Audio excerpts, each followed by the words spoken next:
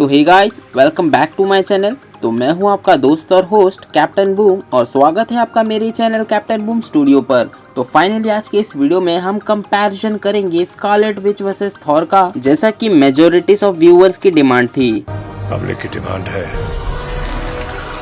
पूरी करनी होगी।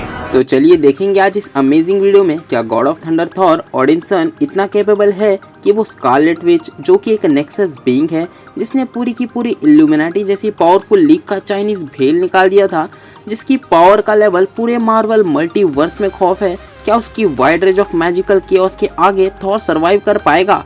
So without wasting any more time चलिए इस बैटल का शोडाउन करें।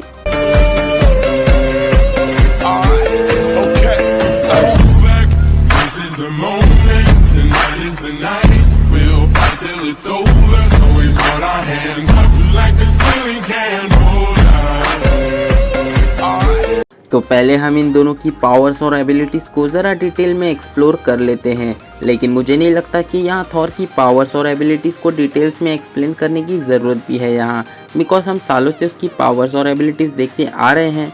बट फिर भी मैं यहाँ उसके पावर्स का एक शॉर्ट डिस्क्रिप्शन दे देता हूँ।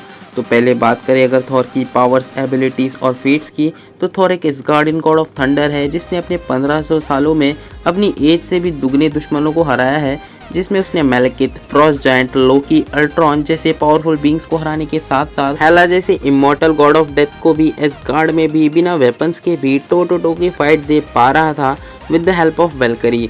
एंड अपनी यंगर वर्जन में वीक सर्टर को वन शॉट किया है, पावर स्टोन के टच को सरवाइव कर पाया था, हल्क जैसे माउंटेन बस्टर को बिना किसी वेपन के भी ओवर पावर्ड कर पाया था, थैनोस को इन्फिनिटी वॉर में 6 इन्फिनिटी स्टोन्स के लेजर्स को काउंटर करते हुए उसकी छाती फाड़ दी थी, बट स्टिल वो एक सरप्राइज अटैक था जिस वक्त थैनोस ऑलरेडी अधमरा हो चुका था। बाकी एवेंजर्स से फाइट करके और इन्फिनिटी स्टोन्स के रेडिएशंस को भी सरवाइव करके ये फीट थॉर ने तब परफॉर्म की अपने सबसे मोस्ट पावरफुल फॉर्म के साथ, जहां उसके पास स्टॉर्म ब्रेकर जैसा डेडली वेपन भी आ गया था। बट स्टिल ये एक इम्प्रेसिव फीट थी थॉर की अब तक के दिखाए गए एमसीयू के फीट से। तेरा बाप आया।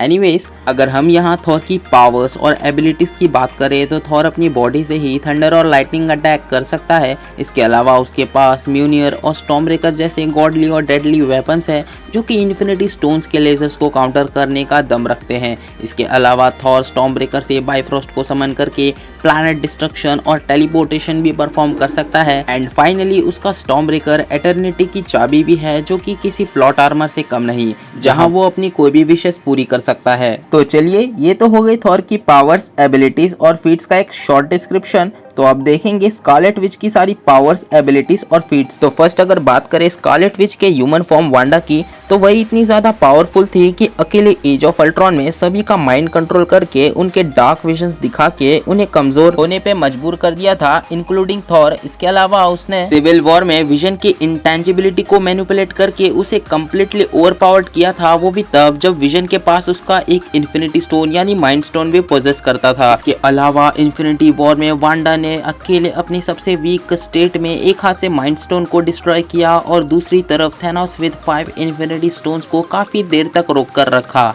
जो कि खुद में ही एक बहुत ओपी और इम्प्रेसिव फीट थी। बिकॉज अब तक इन्फिनिटी स्टोन को कुछ देर रोकने वाली फीट तो थॉर का स्टॉर्म ब्रेकर जैसा गॉडली वेपन ही कर पाया था, वो भी तब जब थॉर अपनी सबसे मोस्ट पावरफुल फॉर्म में था। बट इसी लेवल की फीट स्कारलेट विच अपने सबसे वीकेस्ट ह्यूमन फॉर्म वांडा में भी परफॉर्म कर चुकी है। तो आप खुद ही अंदाजा लगा लो, जब स्कारलेट विच अपने ह्यूमन फॉर्म में भी इन्फिनिटी वॉर थॉर के लेवल की फीट दिखा सकती है, तो स्कारलेट विच का तो पूरा लेवल ही बियॉन्ड होगा, जो कि हमने doctor strange multiverse of madness में देखा कि कैसे उसने सॉर्सरर सुप्रीम को पूरे मार्वल मल्टीवर्स में भगा भगा के मारा था। बट बाद में पता चला वो तो सिर्फ ट्रेलर था। असली पोटेंशियल तो हमें स्कारलेट विच का तब देखने को मिला जब वो अपने यूनिवर्स में बैठे बैठे अपने दूसरे यूनिवर्स की वेरिएंट को सिर्फ कंट्रोल ही नहीं किया था, बल्कि उसकी इतनी ज्यादा पावर एम्प्लीफाई कर दी कि उसने अकेले पूरी की पूरी इल्यूमिनाटी जैसी सुपर हीरो टीम का चाइनीज शेजवान निकाल दिया।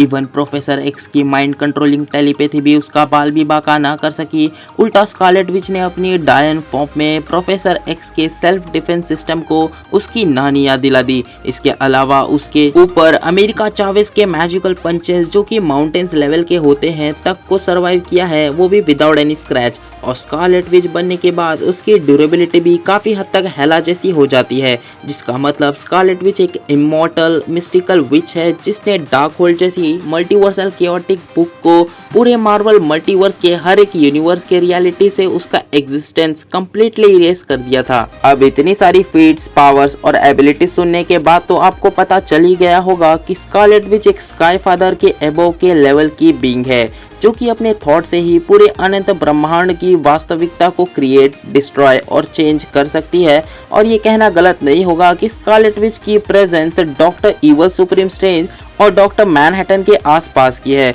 जो कि एमसीयू के थॉर के लिए बहुत नहीं बल्कि बियॉन्ड लेवल अनफेयर होने वाला है। बिकॉज थॉर यहाँ अपनी स्ट्रेंथ और वेपन से तो स्कारलेट विच का कुछ उखाड़ नहीं पाएगा, बिकॉज स्कारलेट विच सिर्फ अपने थॉट से थॉर और उसके स्टॉर्मब्रेकर रियलिटी से इरेज कर सकती है। और अगर हम ये मान के भी चले कि वो स्टॉर्मब्रेकर को शायद इरेज ना कर पाए, बट डेफिनेटली उसके स्टॉर्मब्रेकर से थॉर पर ही रिवर्स अटैक कर सकती है, या फिर उसका स्टॉर्मब्रेकर हेला की तरह डिस्ट्रॉय कर सकती है, जैसा उसने थेनोस की डबल एज स्वॉर्ड का किया था।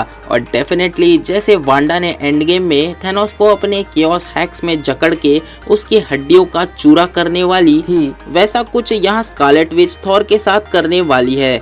और यहाँ थॉर के पंचेस वांडा को ज्यादा देर तक रोककर नहीं रख सकते, बिकॉज उसने तो अमेरिका चावेस के मैजिकल पंचेस खाए हैं, जो थॉर के पंचेस की तरह सोनिक बूम क्रिएट कर पा रहे थे, या शायद उससे भी ज्यादा स्ट्रॉन्ग हो सकते हैं अमेरिका चावेस के पंचेस। बट स्कारलेट विच यहाँ कम्प्लीटली नॉन डिस्ट्रक्टेबल देखने को मिली। और हाँ, कमेंट्स में कोई ये मत लिख देना कि थॉर स्कारलेट विच को रिएक्ट करने से पहले ही मार देगा, या थॉर की स्पीड उसके लिए कोई एडवांटेज होने वाली है, बिकॉज यहाँ स्कारलेट विच ने कैप्टन मार्वल की स्पीड और रिफ्लेक्सेस को मैच कर रखा है, जिसकी पावर का सोर्स स्पेस स्टोन था। और डेफिनेटली कैप्टन मार्वल की स्पीड और रिफ्लेक्सेस इन्फिनिटी वॉर थॉर के इक्वल या उससे ज्यादा भी हो सकती है, तो थॉर को यहाँ कोई स्पीड का एडवांटेज नहीं होने वाला।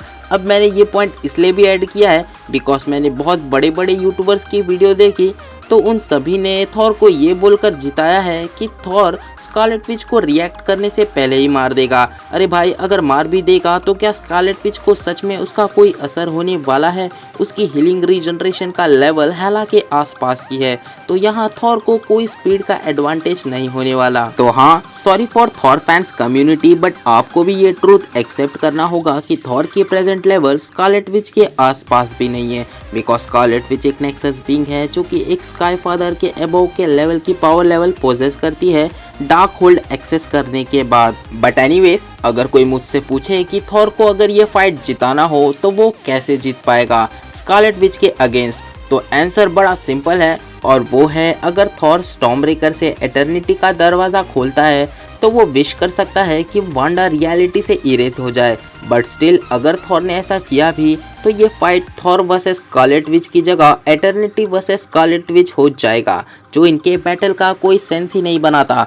सेम एज जैसे थॉर हेला को नहीं रोक पा रहा था, तो उसने अपनी इंटेलिजेंस यूज करके रैग्नारॉक को होने दिया, जिसका रिजल्ट यहाँ रैग्नारॉक वर्सेस हेला देखने को मिला, और थॉर यहाँ एक साइड कैरेक्टर बनकर रह गया। सो फाइनली कंक्लूजन यहाँ यही निकल कर आता है कि स्कारलेट विच थॉर को सिर्फ एक नहीं बल्कि बहुत सारे तरीकों और पॉसिबिलिटीज से उसे हरा सकती है। लाइक वो उसका माइंड भी कंट्रोल कर सकती है, जैसा कि उसने ऑलरेडी थॉर के साथ किया था एज ऑफ अल्ट्रॉन में, या उसे थेनोस की तरह केओस मैजिक का तड़का अंग अंग में भड़का मसाज ट्रीटमेंट दे सकती है, या फिर उसे हेला ट्रीटमेंट भी दे सकती है स्टॉर्मब्रेकर डिस्ट्रॉय करके, या फिर एबोनीमॉक की तरह अपनी टेलीकिनेसिस पावर से उसे ब्लॉक कर सकती है। वैसे भी स्कारलेट विच की टेलीकिनेटिक हैक्स एबोनीमॉक के टेलीकिनेटिक पावर से लाखों गुना ज्यादा है, because of chaos magic plus dark magic. By the way, इसके अलावा भी स्कारलेट विच थॉर को मल्टीपल डायमेंशंस में ट्रैप कर सकती है, लाइक मिरर वर्ल्ड, या फिर उसे कोई ऐसे रियल में भेज सकती है जहां से वो कभी निकल ही ना पाए। इसके अलावा वो थॉर के थंडर पावर्स को एब्जॉर्ब भी कर सकती है, जैसा कि उसने कैप्टन मार्वल की पावर्स को कम्प्लीटली एब्जॉर्ब कर लिया था। तो यहाँ थॉर कुछ भी कर ले, स्कारलेट विच का जीतना पक्का है, चाहे वो एस्गार्ड हो या अर्थ। तो चलिए इसी के साथ इस वीडियो को यहीं पर रैप अप करते हैं।